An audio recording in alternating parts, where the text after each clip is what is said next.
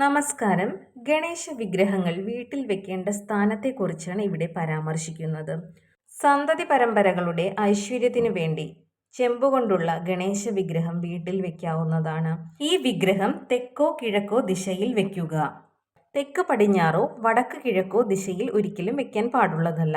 അടുത്തത് തടി കൊണ്ടുള്ള ഗണേശ വിഗ്രഹമാണ്. ചന്ദനത്തടി ഉൾപ്പെടെ വിവിധ തരം തടികളിൽ നിർമ്മിക്കുന്ന ഗണേശ വിഗ്രഹങ്ങൾക്ക് ഒത്തിരി ഗുണങ്ങളുണ്ട്. ആരോഗ്യം, ദീർഘായുസ്സ്, വിജയം എന്നിവയാണ് തടി കൊണ്ടുള്ള ഗണേശ വിഗ്രഹം വെക്കുന്നതുകൊണ്ട് ഉള്ള ഗുണങ്ങൾ.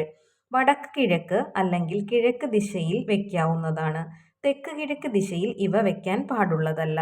അടുത്തത് കളിമണ്ണിൽ തീർത്ത ഗണേശ വിഗ്രഹങ്ങളാണ്. ഇവ വെക്കുന്നത് മുഖേന ആരോഗ്യം, വിജയം എന്നിവ ലഭിക്കുന്നതിനു പുറമെ തടസ്സങ്ങൾ മാറാൻ സഹായിക്കുകയും ചെയ്യുന്നു. ഇത്തരം വിഗ്രഹങ്ങൾ പടിഞ്ഞാറ് അല്ലെങ്കിൽ വടക്ക് ദിശയിൽ വെക്കരുത്. തെക്ക് പടിഞ്ഞാറ് ദിശയിൽ വെക്കാം. അടുത്തത് പിച്ചളയിൽ തീർത്ത ഗണേശ വിഗ്രഹങ്ങൾ വീട്ടിൽ ഐശ്വര്യവും സമൃദ്ധിയും നിറയ്ക്കും എന്നാണ് പറയപ്പെടുന്നത്. അതുകൊണ്ട് പിച്ചളയിൽ തീർത്ത വിഗ്രഹം കിഴക്ക്, തെക്ക്, പടിഞ്ഞാറ് ദിശകളിൽ വെക്കാവുന്നതാണ്. വടക്ക് കിഴക്ക്, വടക്ക് പടിഞ്ഞാറ് ദിശകളിൽ ഇവ ഒരിക്കലും വെക്കാൻ പാടുള്ളതല്ല. അതിനാൽ വീട്ടിൽ ഗണേശ വിഗ്രഹം വെക്കുന്നവർ ഈ കാര്യങ്ങളൊക്കെ ഒന്ന് ശ്രദ്ധിച്ച് വെക്കുന്നത് നല്ലതായിരിക്കും.